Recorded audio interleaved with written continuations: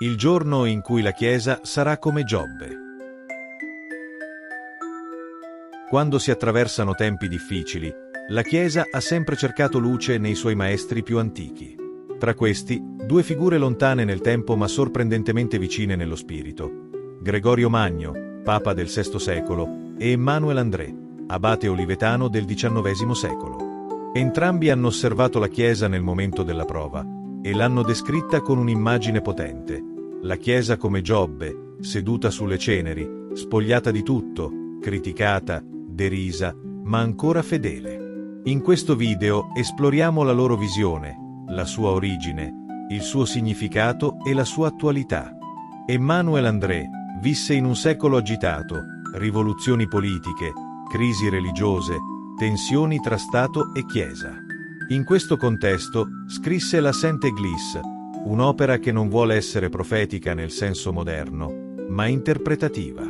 André non inventa nulla, recupera la voce dei padri, soprattutto quella di Gregorio Magno, per comprendere cosa accade alla Chiesa quando attraversa un periodo di oscuramento. Per André, la Chiesa non è solo un'istituzione che può perdere prestigio o influenza. È un organismo spirituale che vive nella storia. Una dinamica simile a quella di Giobbe, momenti di prosperità e momenti di spoliazione. La sua intuizione è semplice e profonda. Per capire la crisi della Chiesa bisogna guardare a Giobbe, e per capire Giobbe bisogna leggere Gregorio Magno. Gregorio Magno divenne Papa nel 590, in un mondo devastato. L'Italia era stata attraversata dai Longobardi, Roma era impoverita, la popolazione era decimata da epidemie e carestie. In questo scenario, Gregorio non si limita a governare, scrive. E scrive un'opera immensa, I Moralia in Iob, 35 libri dedicati al libro di Giobbe. Per lui, Giobbe non è solo un uomo giusto che soffre. È Cristo e, insieme, è la Chiesa. Per lui, Giobbe non è solo un uomo giusto che soffre. È Cristo e, insieme, è la Chiesa. La sofferenza di Giobbe diventa la sofferenza del corpo di Cristo nella storia.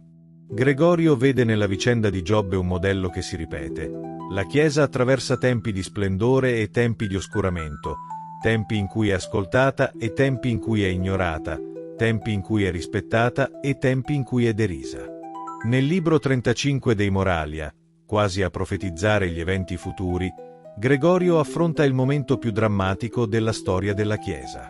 Dice che arriverà un tempo in cui la Chiesa sarà privata del suo potere temporale e non avrà più appoggi terreni. Sarà come Giobbe, che un tempo era rispettato da tutti, ma che ora si trova seduto sulle ceneri, circondato da critiche e insinuazioni. Gregorio aggiunge qualcosa di ancora più sorprendente: i doni soprannaturali, che nei primi secoli brillavano con forza, non scompariranno, ma non saranno più manifesti. Il potere dei miracoli sembrerà ritirato, la grazia delle guarigioni meno evidente, la profezia più rara.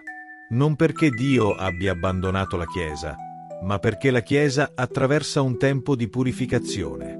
E dice anche che taceranno gli insegnamenti della dottrina. E aggiunge che molti di coloro che dovrebbero parlare apertamente, sopra i tetti, non lo faranno per paura degli uomini. Emmanuel André riprende ciò che dice Gregorio Magno e lo porta nel suo tempo, ma la forza delle sue parole sembra parlare direttamente al nostro.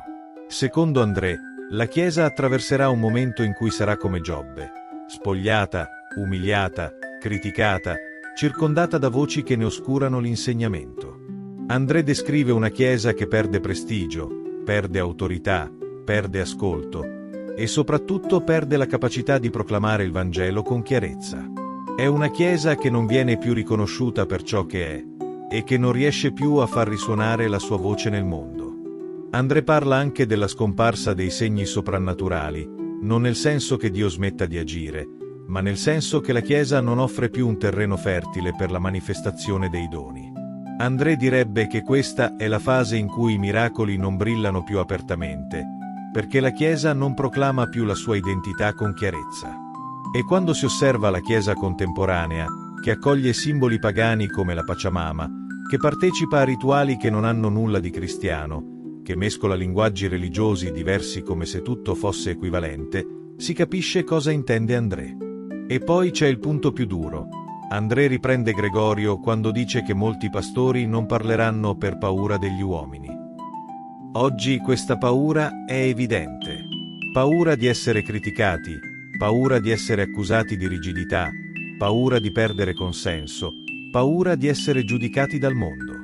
E così si arriva a situazioni che André avrebbe considerato impensabili: benedizioni di coppie omosessuali, celebrazioni che contraddicono apertamente il Vangelo, interpretazioni che cercano di adattare la morale cristiana alle mode culturali del momento. Una Chiesa che non parla più con forza, che non proclama più la verità, che non difende più il Vangelo, che non distingue più il sacro dal profano, che non osa più dire questo è bene e questo è male, è una Chiesa che, come Giobbe, è spogliata di tutto, perché deve essere purificata.